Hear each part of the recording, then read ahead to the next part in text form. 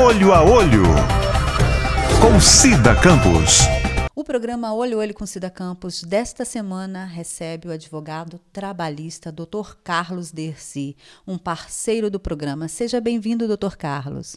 Boa tarde, Aparecida. Muito obrigado pela oportunidade. É uma honra participar do seu programa, podendo esclarecer as dúvidas dos ouvintes. Dr. Carlos, nós vamos falar sobre o direito trabalhista, o direito do trabalhador e principalmente nessa pandemia. Nesse Covid-19 tem atrapalhado muitos trabalhadores e nós gostaríamos de que o senhor esclarecesse algumas dúvidas. E essas perguntas os nossos internautas enviaram para a gente. Então vamos lá? Pois não, estou à disposição. Dr. Carlos, uma internauta encaminhou para a gente essa pergunta. Ela sofreu um acidente e ficou um tempo se recuperando. Depois, nesse meio tempo, o pai pegou Covid-19. Ela ficou acompanhando o pai. E logo em seguida ela pegou o Covid-19 também. E nesse período ela ficou esse tempo todo em casa. Depois que tudo isso passou, ela retornou ao trabalho e ela foi despedida. Isso é certo? Olha só, eu vou responder essa pergunta por partes. A primeira coisa, eu entendi o seguinte, ela sofreu um acidente. Sim. Tá certo? Se esse acidente, ela ficou afastada por um prazo superior a 15 dias, ela vai fazer jus ao recebimento do auxílio doença acidentário, tá certo? Agora, se ela ficou menos de 15 dias, ela não vai fazer jus a esse benefício do auxílio doença acidentário. Por outro lado, no período que ela teve a Covid, se ela encontrar de atestado médico, não vai poder ocorrer a rescisão do seu contrato de trabalho. Também é interessante destacar o seguinte, se na volta dela ela não estava de atestado médico, eu entendo que, com relação à rescisão do contrato de trabalho, apesar de existir controvérsia nisso que eu estou falando, ainda que em tempos de pandemia, continua sendo direito do empregador, e não há nenhuma lei ou decreto que proíba, fazer a rescisão do seu contrato de trabalho, pagando-se todos os direitos inerentes a uma rescisão sem demissão por justa causa. Então, você que mandou essa pergunta, a resposta para você, minha querida. Agora uma outra pergunta, Dr. Carlos. Sou vigia, 12/36, das 19 às 7 horas. Não tem ninguém que possa me substituir, nem para eu ir ao banheiro, nem para comer e etc. A empresa diz que ela paga alimentação, almoço ou jantar, porque ele, pelo que parece que ele trabalha à noite. Isso é correto? Está certo? Eu tenho algum direito adicional aí? Olha só, ele é vigia, não é? Sim. Trabalha qual o tempo de 12/36, de 19 às 7 horas da manhã. Entendi. Então, olha só, a questão do vigia que trabalha por 12/36, eu entendo que ele tem direito a um intervalo de 1 hora, pois, de acordo com o que disponibiliza a CLT, aquelas pessoas que trabalham em jornada superior a 6 horas farão jus a tal direito. Certo, então ele tem 1 hora de descanso, ou para comer, ou para descansar, ou para ir ao banheiro. E para ir ao banheiro, não precisa dessa hora de descanso. A hora que ele sentir vontade, ele tem que correr, claro, né? Exatamente. Aí eu até diria assim, é uma questão de natureza fisiológica. Sim. Deu vontade, é permitido sim. Mas, de todo modo, para que fique mais claro, é importante que aquelas pessoas que trabalham em jornada superior a 6 horas farão jus ao intervalo de 1 hora. Se não fazem, isso aí vai ser considerado como hora extra. Trabalho numa empresa privada, sou vigia. Eu tenho direito à periculosidade? Olha só, regra geral, o vigia não teria direito a esse adicional de periculosidade. Por quê? Imaginemos o seguinte, aquele vigia que, no caso, até para exemplificar, um porteiro de prédio, ele exerce função perigosa? Então, regra geral, não teria direito ao adicional de periculosidade. Isso é muito típico dos vigilantes, aquelas pessoas que andam armadas, entendeu? Entendi. Regra geral, não se tem esse direito. Só que o direito nós temos que analisar caso a caso. Existem decisões judiciais que dizem o seguinte, mesmo ele sendo vigia, mas atuando em atividade perigosa, fará jus a tal direito. Então nós temos que analisar o caso específico dele. Apesar dele ser vigia, trabalhar em situações perigosas, ele vai fazer jus ao benefício, ao adicional. E vale alimentação? A maioria das convenções coletivas estipulam que faz jus ao direito. Uma outra pergunta de um outro vigia aqui, só que ele é efetivo, trabalha em um hospital e na prefeitura da cidade, ele não disse onde, mas ele quer saber se ele tem direito a 1 hora para descansar.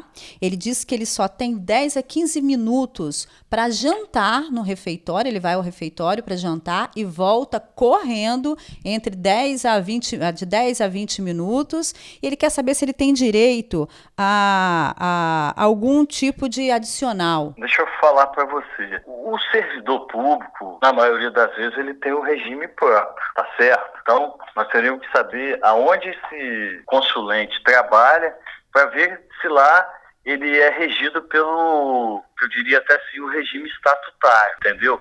Agora, por outro lado, se ele for regido pela CLT, ele fará jus ao jornal noturno, dependendo do horário em que ele trabalha. Eu te disse anteriormente, todo trabalhador que trabalha em jornada superior a 6 horas fará jus ao intervalo de 1 hora de descanso. E insalubridade? Como ele também trabalha no hospital, será que ele tem direito? Olha só, os adicionais eles são inacumuláveis. Todo trabalhador que trabalha em condições adversas, ele vai fazer jus ao adicional. Teria que se ver se nessa atividade dele ele faria jus a tal adicional. É tipo assim, se ele trabalha em condições insalubres, se lá no local de trabalho dele existe essa questão da insalubridade ou da periculosidade.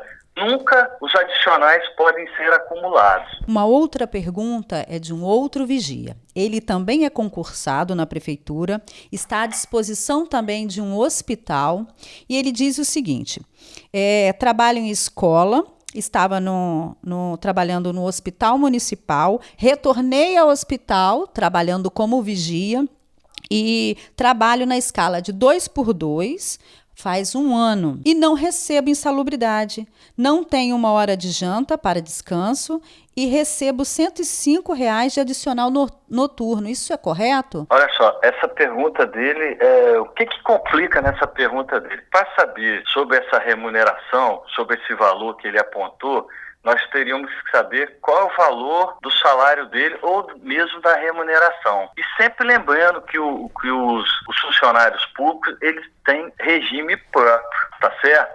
Então, assim, para a gente fazer um cálculo, para dar uma resposta exata, nós teríamos que saber o valor da remuneração dele. Agora, por outro lado, se ele for regido pela CLT, ele vai fazer jus a esse adicional. Mas sempre lembrando que os adicionais, tanto de periculosidade quanto de insalubridade, só serão garantidos, eu usaria até essa expressão, se for constatado mediante a prova pericial. Ou seja, que aquele empregado naquele local, a condição é adversa, é por isso que ele receberá esse plus a mais. Uma outra pergunta de um outro vigia.